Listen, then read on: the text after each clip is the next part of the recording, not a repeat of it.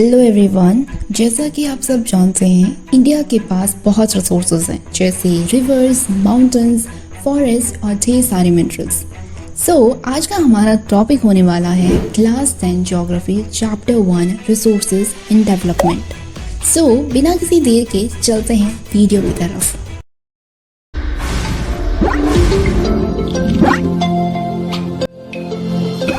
अगर हम रिसोर्सेज को डिफाइन करें तो रिसोर्सेज हर वो चीज़ है जो इन्वायरमेंट में मौजूद होती है और हमारी नीड को सेटिस्फाई करती है, और इसके साथ साथ वो चीज़ टेक्निकली एसेसिबल हो, इकोनॉमिकली विजिबल हो। मतलब उस रिसोर्स से हमें कुछ ना कुछ इकोनॉमिक प्रॉफिट होना चाहिए, और लास्ट कल्चरली एक्सेप्टेबल होनी चाहिए। मतलब उस रिसोर्स से को हम इजीली एक्सेप्ट कर पाएँ, और ये तीनों चीज़ें किसी भी रिसोर्स में होनी बहुत ज़रूरी हैं। रिसोर्सेज नेचुरल हो सकते हैं जैसे रिवर्स, माउंटेन्स, मिनरल्स, और मैन मेड भी हो सकते हैं जैसे machine, tools, technology. Obviously resource का बहुत इंपॉर्टेंट रोल है, चाहे वो एग्रीकल्चर हो, इंडस्ट्री हो या कंस्ट्रक्शन हो।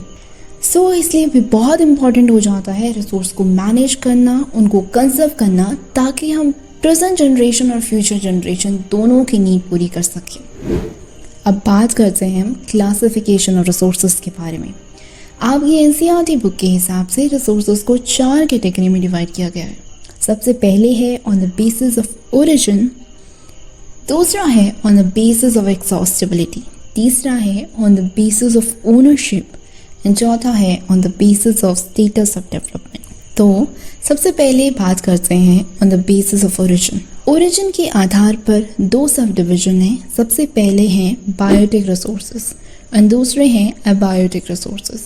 बायोटिक रिसोर्सेज वो रिसोर्सेज होते हैं जो बायोस्फीयर से मिलते हैं, या हम इन्हें कह सकते हैं लिविंग रिसोर्सेज, जैसे कि हमारे आसपास के लोग, पेड़ पौधे, जानवर और पशु पक्षी। वही अगर अबायोटिक रिसोर्सेज की बात करें तो ये नॉन लिविंग सब्सटेंसेस से बने होते हैं, मतलब जिनके पास लाइफ नहीं होती, जैसे कि वाटर, रॉक्स, मिनरल्स। अब बात करते हैं ऑन द बेसिस ऑफ एक्सॉस्टिबिलिटी। इसमें 2 सब डिवीजन हैं। पहले हैं रिन्यूएबल रिसोर्सेज एंड दूसरे हैं non renewable resources. Renewable resources उन रिसोर्सेज को कहा जाता है जिन्हें फिजिकल, केमिकल और मैकेनिकल प्रोसेस से रिन्यू या रिप्रोड्यूस किया जा सके। सिंपल वे में हम कह सकते हैं कि इसका उपयोग करते रहने से इसकी क्वांटिटी में कोई कमी नहीं आती, जैसे कि solar energy, wind energy, hydro power energy and biomass energy.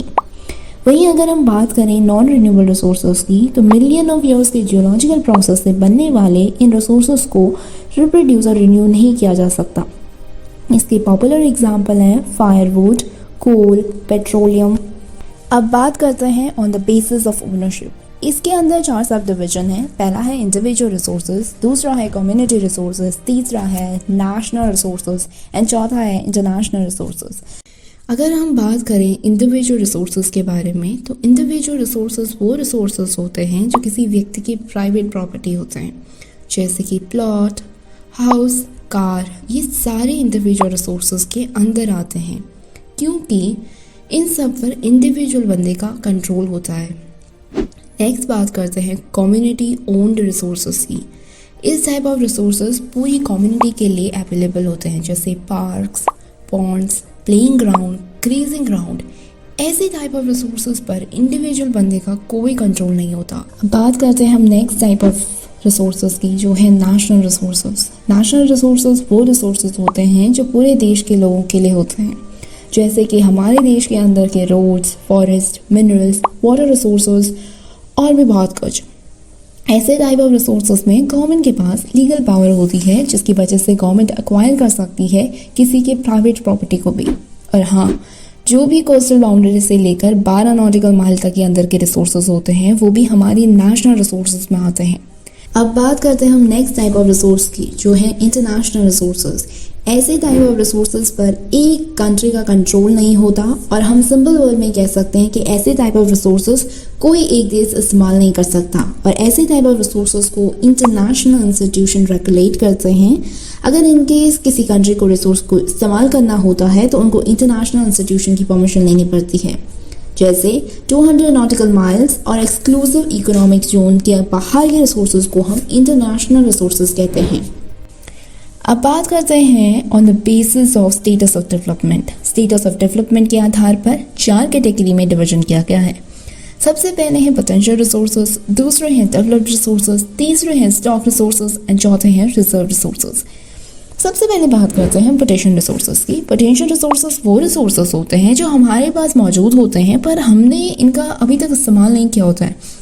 जैसे कि आप सभी को पता है गुजरात कोस्टल स्टेट है और यहाँ पर बहुत हवाएं चलती हैं, तो यहाँ पर अच्छा पोटेंशियल है to generate energy from it. Similarly Rajasthan में बहुत गर्मी होती है, सो यहाँ हम सोलर प्लांट का इस्तेमाल बहुत अच्छे से कर सकते हैं। आप सब ये सोच रहे होंगे कि फिर हमने अभी तक इसका इस्तेमाल क्यों नहीं किया। इसका आंसर ये है कि ऐसे टाइप ऑफ रिसोर्सेज में बहुत एक्सपेंसिव टेक्नोलॉजी का इस्तेमाल होता है। दूसरे टाइप ऑफ रिसोर्सेज हैं डेवलप्ड रिसोर्सेज। ऐसे टाइप ऑफ रिसोर्सेज डेवलप हो चुके हैं, इन रिसोर्सेज का सर्वे भी हो चुका है in terms of the quality and quantity, और ऐसे टाइप ऑफ रिसोर्सेज को हम यूज़ करते आ रहे हैं। और इसके एग्जाम्पल हैं coal, petroleum, minerals and water. Next हैं स्टॉक रिसोर्सेज। ये ऐसे टाइप ऑफ रिसोर्सेज होते हैं जिनके पास अच्छा खासा पोटेंशियल होता है हमारी ज़रूरतों को पूरा करने पर। करंटली हमारे पास ऐसी कोई टेक्नोलॉजी नहीं है जिससे इन रिसोर्सेज को अच्छे से यूटिलाइज कर पाएँ। नेक्स्ट टाइप ऑफ रिसोर्सेज हैं रिजर्व रिसोर्सेज। ये रिसोर्सेज वो हैं जिनको यूटिलाइज करने के लिए हमारे पास इनफ टेक्नोलॉजी मौजूद है पर हम इन रिसोर्सेज का इस्तेमाल नहीं करते। तो आप सोच रहे होंगे क्यों नहीं करते? क्योंकि हमने इन रिसोर्सेज को फ्यूचर जनरेशन के लिए रिजर्व करके रखा है। अब तक आपको पता चल गया होगा कि हमारे लिए रिसोर्सेज कितने इम्पॉर्टेंट हैं, पर हमने इनके इस्तेमाल में बहुत ही इनडिस्क्रिमिनेट तरीके से किया है। इसकी वजह से हमारे लिए बहुत चिंता का विषय बनता जा रहा है। आइए समझते हैं कि वो क्या प्रॉब्लम्स हैं जो हम फेस करते आ रहे हैं। सबसे पहले है डिप्लीशन ऑफ रिसोर्सेज। रिसोर्सेज का ज़्यादा यूज़ करने से इनका रिजर्व धीरे धीरे खत्म होते जा रहा है। दूसरा है कहीं कहीं ये रिसोर्सेज का यूज़ सिर्फ लिमिटेड लोगों तक ही सीमित है और इस वजह से सोसाइटी में रिच एंड पुअर के बीच में डिवीजन क्रिएट हो गया है। तीसरा है रिसोर्सेज को एक्सीड में इस्तेमाल करने से हम बहुत सारी इन्वायरमेंटल प्रॉब्लम्स का सामना करना पड़ रहा है, जैसे कि global warming, ozone layer depression and pollution. So guys, resources का इस्तेमाल होना चाहिए लेकिन उससे हमारे इन्वायरमेंट को कोई डैमेज या फ्यूचर जनरेशन के लिए कुछ रिसोर्सेज बचे रहने चाहिए। और इसको हमने एक टर्म दिया है जिसको हम कहते हैं सस्टेनेबल डेवलपमेंट। इसका कंसेप्ट सबसे पहले 1992 में रियो डी जेनेरियो अर्थ समिट में आया था। ये समिट वर्ल्ड का पहला इंटरनेशनल अर्थ समिट है जो ब्राज़ील के रियो डी जेनेरियो में हुआ था और इसमें करीब 100 कंट्रीज़ ने पार्टिसिपेट किया था। इस समिट का मेन एम है to address urgent environment problem so that एक सोशियो इकोनॉमिक डेवलपमेंट हो सके। अब बात करते हैं एक और इम्पॉर्टेंट रिसोर्स के बारे में, दैट इज लैंड रिसोर्सेज। अगर हम भारत के लैंड डिस्ट्रीब्यूशन के बारे में बात करें तो 43% ऑफ लैंड हमारे देश के प्लेन एरिया को डेडिकेटेड है, 30% हमारे लैंड माउंटेन्स से कवर्ड है और 20% प्लाट्यूज हैं। अब बात करते हैं हम सॉइल के बारे में। दोस्तों, सॉइल एक इम्पॉर्टेंट और बहुत इंपॉर्टेंट रिसोर्स है क्योंकि सॉइल में पेड़ पौधे उगते हैं, बहुत सारे ऑर्गेनिज्म को सपोर्ट करता है, पर इस रिसोर्स को बनने के लिए मिलियन ऑफ ईयर्स लग जाते हैं। And this is very important to note the important factor जिसकी वजह से सॉइल फॉर्म होती है। इसमें सबसे पहला है सॉइल की पैरेंट रॉक कौन सी है, क्लाइमेट कैसा है वहाँ का, वेजिटेशन कैसा है, सॉइल को फॉर्म होने में कितना टाइम लगा है। तो दोस्तों, भारत के कुछ मेजर सॉइल्स के बारे में पढ़ते हैं। आपकी एनसीईआरटी में कुछ 6 सॉइल का जिक्र किया है। तो सबसे पहले हम एलुवियल सॉइल, दूसरा है ब्लैक सॉइल, तीसरा है लेटेराइट सॉइल, चौथा है red and yellow soil and पांचवा है एरिड सॉइल एंड आखिर में है फॉरेस्ट सॉइल। सबसे पहले बात करते हैं एलुवियल सॉइल की। एलुवियल सॉइल भारत में सबसे ज़्यादा पाई जाने वाली सॉइल है। जैसा कि आप देख सकते हैं ये सॉइल मेजरली नॉर्थ इंडिया में मिलती है और इसके साथ साथ सॉइल आपको Gujarat, Rajasthan, coastal area, river delta जैसे महानदी, कृष्णा के अराउंड भी मिल जाएगी। एलुवियल सॉइल बहुत फर्टाइल होती है और इसमें पोटैश, फॉस्फोरिक एसिड और लाइम की मात्रा अच्छी खासी मिलती है। सॉइल में sugar cane, paddy, wheat, pulses और सीरियल्स आसानी से ग्रो किए जा सकते हैं। अब बात करते हैं हम नेक्स्ट सॉइल की जो है ब्लैक सॉइल। ब्लैक सॉइल को हम रघुर सॉइल भी कहते हैं, ब्लैक कॉटन सॉइल भी कहते हैं क्योंकि ये कॉटन प्रोडक्शन के लिए बहुत इंपॉर्टेंट मानी जाती है और बहुत अच्छी होती है। ये सॉइल आपको डेकन ट्रैप में प्राइमरली मौजूद, जैसे कि आप देख सकते हैं। इसके साथ साथ ये सॉइल आपको मध्य प्रदेश, छत्तीसगढ़, गोदावरी एंड कृष्णा वैली में भी मिल जाएगी। क्ले मटेरियल से बने होने के कारण ये सॉइल काफ़ी समय तक मॉइस्चर कंटेन करती है। अब बात करते हैं हम रेड एंड येलो सॉइल के बारे में। ये सॉइल प्राइमरली आपको क्रिस्टलाइन इग्नियस रॉक में मिलती है। इस टाइप ऑफ सॉइल को eastern and southern part of Deccan में देखा जा सकता है। इसके साथ साथ ये सॉइल उड़ीसा, छत्तीसगढ़ और southern part of Ganga plain और वेस्टर्न घाट के कुछ इलाकों में मिलती है। अगर हम इसके कलर के बारे में बात करें तो इसमें आयरन के डिफ्यूजन की वजह से रेड कलर देखने को मिलता है। वहीं जब सॉइल हाइड्रेटेड फॉर्म में होती है तो येलो कलर डिस्प्ले करती है।